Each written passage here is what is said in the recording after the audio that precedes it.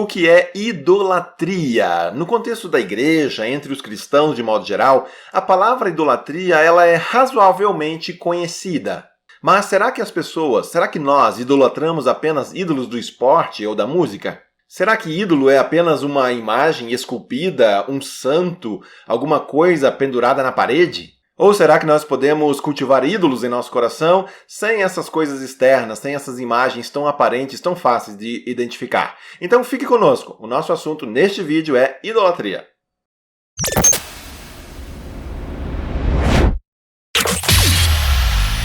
Este é o canal Teologia Missional. Inscreva-se, curta os nossos vídeos. Nós temos uma série de conteúdos especiais para você. E se você se inscrever, você ficará atualizado. Você receberá sempre as notificações e em primeira mão poderá ver cada vídeo, cada tema que nós abordamos aqui. Hoje nós queremos falar sobre as narrativas, as histórias que moldam a cultura e a sociedade e faz com que surjam ídolos que nós podemos cultivar em nossos corações.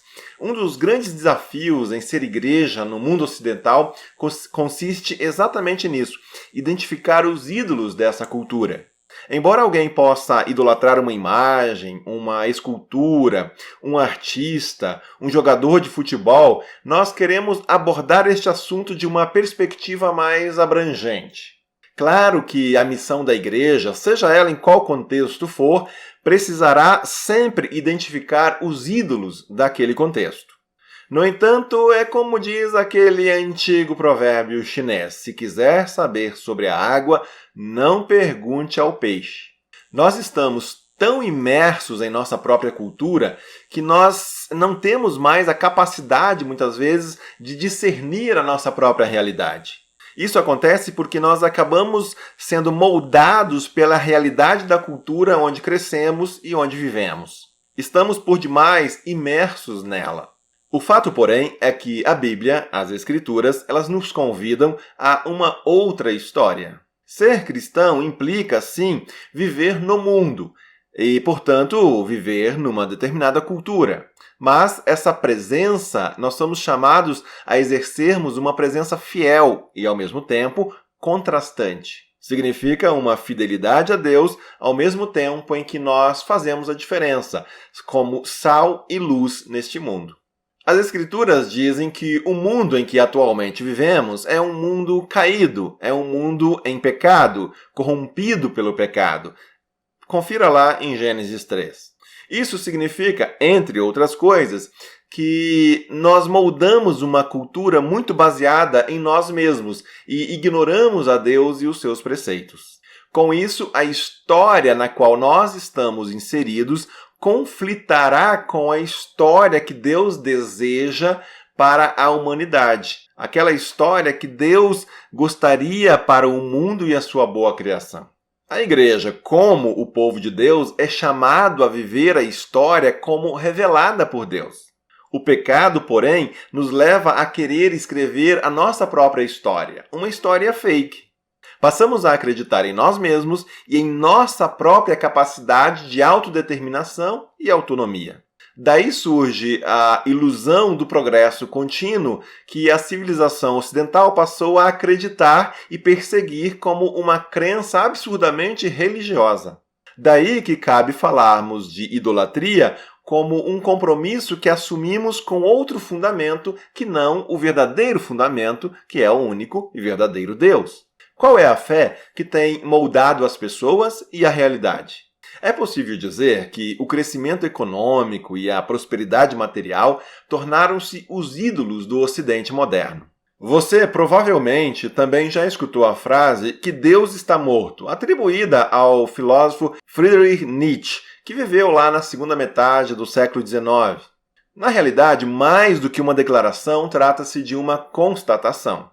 Nietzsche não estava necessariamente afirmando de forma pessoal e pretensiosa que Deus estava morto, mas ele constatava um espírito de época. Quem na realidade matou Deus, ou pelo menos tentou tirá-lo de cena, foi o iluminismo e todo o empreendimento racional a partir da modernidade. Mas é claro que as religiões não deixaram de existir, tampouco no Ocidente o cristianismo desapareceu. O que aconteceu na realidade é que Deus ele foi empurrado para um âmbito privado, individual das pessoas.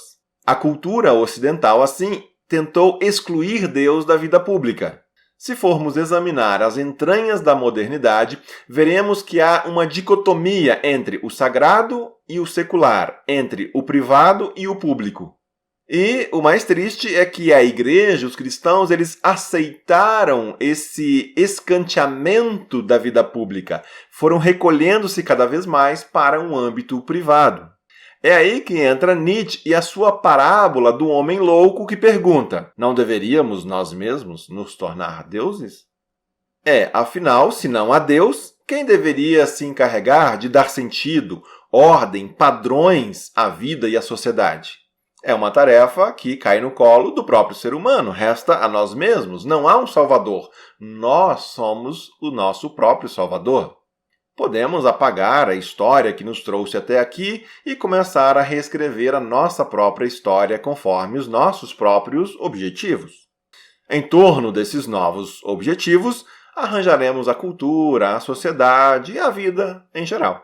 Como arquitetos de um novo mundo, reconstruiremos tudo à nossa própria imagem, à nossa própria semelhança. Ora, se a narrativa bíblica que trouxe a humanidade até certo ponto não faz mais sentido, é necessário construir, então, uma nova narrativa.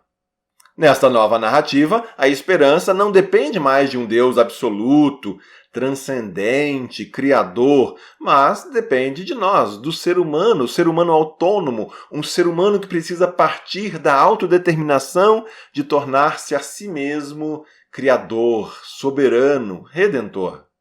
E cá estamos entregues a nós mesmos. Eu sou o meu próprio Salvador. Como já apresentou o filósofo Charles Taylor, vivemos a era secular. Passamos do teocentrismo, de uma realidade que tem Deus no centro, para o antropocentrismo, que coloca o humanismo, o ser humano no centro. Destronamos Deus para sentarmos nós mesmos em seu lugar. Nada que Gênesis 3 já não tenha revelado há muito tempo. Crente em suas próprias capacidades, a humanidade agora baseia-se no progresso. Não há limites para o que a razão humana é capaz de produzir. Num contexto assim, o conhecimento passou a ser sinônimo de poder.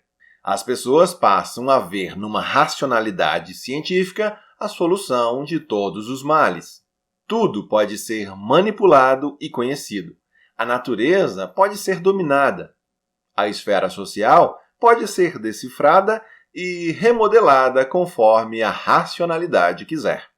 É claro que uma espécie de humanismo já existia muito antes do Renascimento, lá de 500 anos atrás, mas agora, finalmente, as amarras da tradição, da religião, estavam sendo abandonadas. Enfim, um ser humano autônomo pode seguir desenvolvendo a cultura e a sociedade livre da interferência do sobrenatural. Sem Deus, não existe mais uma criação, somente a natureza. Também não existe mais um ser humano criado à imagem de Deus. Resta o indivíduo. Este indivíduo, agora autônomo, pode manipular a natureza como desejar e produzir uma cultura conforme lhe convém. Como o reformador Martim Lutero já havia dito, por natureza, o ser humano não consegue querer que Deus seja Deus. Pelo contrário, quer que ele mesmo seja Deus e que Deus não seja Deus. Foi lá em 1529 que o reformador já falou isso. E, com a Revolução Científica, veio a nova fé, a fé na ciência. A razão científica passa a ser o árbitro final da verdade. Todas as opiniões, os valores e os fatos, eles precisam ser submetidos ao filtro da razão científica.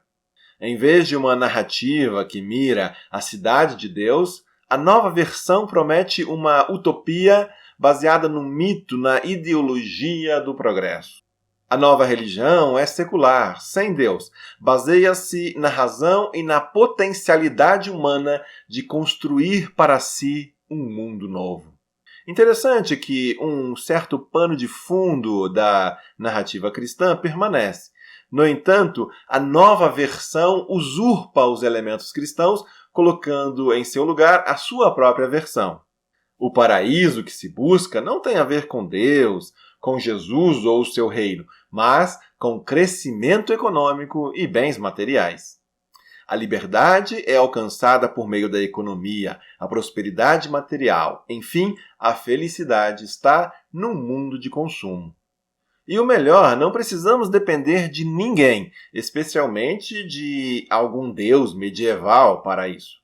Basta acreditarmos em nossa própria razão, em nossas próprias capacidades para criar o mundo novo. E cá estamos nós. Será que deu certo? Será que a humanidade conseguiu, com o seu domínio sobre a natureza, construir esta nova sociedade secular racionalmente ordenada? Estamos vendo mesmo a construção do paraíso graças ao conhecimento, ao poder deste ser humano autônomo? Muitos tentaram e continuam tentando.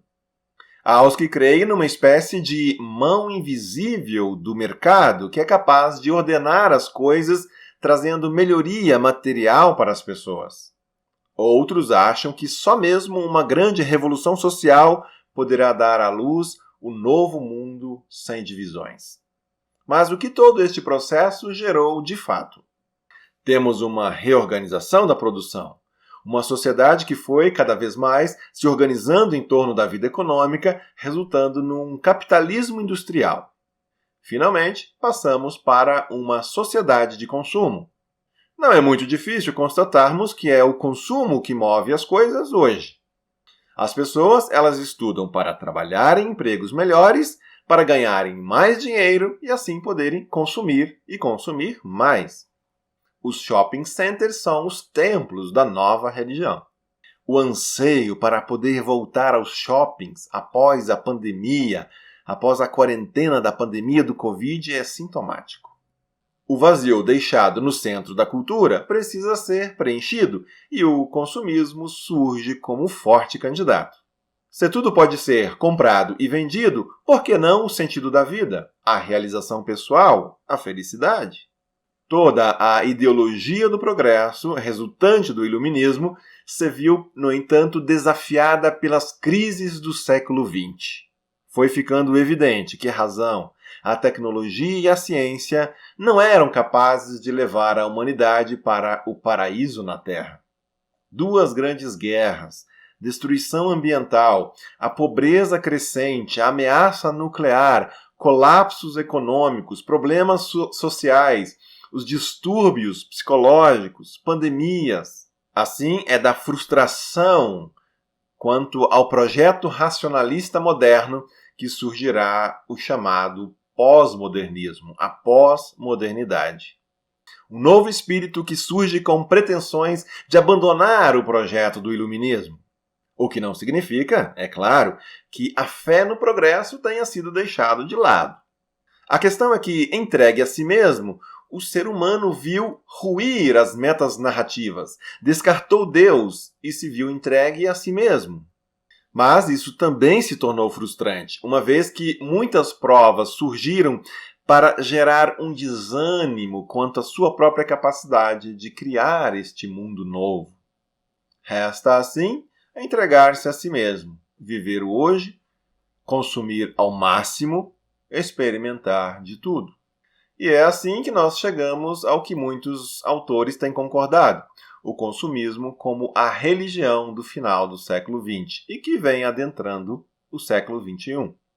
Onde está o ponto aqui? Qual é o grande problema que desafia os cristãos, a igreja? Para começar, nós poderíamos lembrar que este capitalismo de consumo gera uma realidade em que alguns consomem muito, até demais, enquanto outros sofrem privações, estão carentes até mesmo de suas necessidades mais básicas.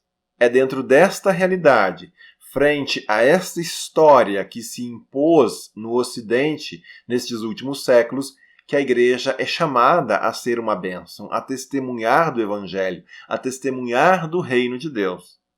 É este o contexto que nós precisamos discernir os espíritos dominantes e fazer a diferença com um modo de vida que reflita outra história, a história maior e coerente com a verdadeira realidade das coisas. Estamos falando, obviamente, da narrativa bíblica, a revelação de Deus. As pistas para sermos esta igreja que testemunha viver por outros princípios, outros valores, nós encontramos em exortações, ensinamentos bíblicos como aqueles que o próprio Jesus, quando afirma que os discípulos são sal e luz, como quando Paulo diz que os cristãos são chamados para serem ministros da reconciliação, para serem embaixadores de Cristo. Uma presença e um testemunho assim extrapola a vida na igreja, no templo, reunida num culto aos domingos. Trata-se de um testemunho público da igreja orgânica, envolvida ali onde está, na sociedade, na cultura, no trabalho, no lazer, em todas as áreas. Uma igreja que vê a sua fé apenas como uma experiência privada, reservada a dias, horários, programas especiais, não desafiará os ídolos da cultura, pois muito provavelmente também está comprometida com eles. A igreja local, a congregação, a comunidade precisa ser um espaço de culto e adoração, sim, mas também um ambiente de fomento às vocações para que cristãos das mais diferentes áreas, dos mais diferentes chamados, possam viver como sal e luz no dia a dia, em suas rotinas, em seu trabalho, fazendo ali uma diferença que abençoa, liberta, que reconcilia, restaura, redime. Como já disse o missiólogo e teólogo Michael Gorin, o chamado dos cristãos na cultura será a principal maneira pela qual a igreja deve cumprir a sua missão na cultura ocidental. É papel dos pastores e líderes da igreja capacitar os membros, a igreja local, para isso. Pois, como já disse também o missionário e teólogo Leslie Newbigin, precisamos capacitar a igreja como um todo, a ser igreja em todo o tempo, em todos os lugares, dando testemunho da soberania de Cristo. E isso só poderá acontecer no trabalho secular comum de homens e mulheres leigos nos negócios, na política, no trabalho profissional, como fazendeiros, operários e assim por diante. Dissemos que este vídeo seria sobre idolatria. Bom, um ídolo, o que é um ídolo? Um ídolo é aquilo que assume a primazia de nossa devoção. Idolatramos aquilo a qual damos prioridade no dia a dia em nossas vidas. Um ídolo se revela por aquilo em torno do qual nós organizamos a vida, a sociedade, a cultura. Se Deus não é o centro de nossa vida, quem é? Ou o que é? Pense nisso. Deus abençoe você e seja você uma bênção.